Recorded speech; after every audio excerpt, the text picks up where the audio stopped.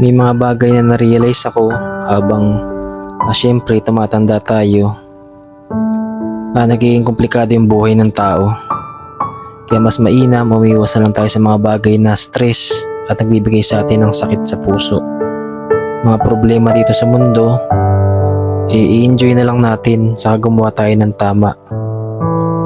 Gawin nating makabuluhan yung bawat oras.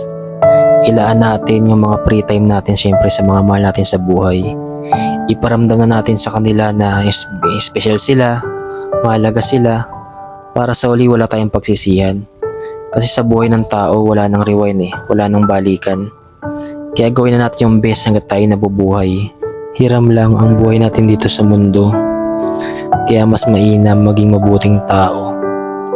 Yung gumawa tayo ng tama at magpakumbaba.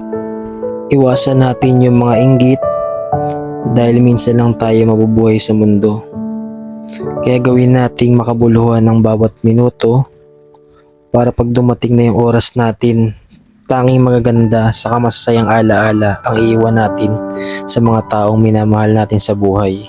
Mawala man tayo, may iiwan pa rin yung magaganda nating alaala na babaunin nila sa habang buhay.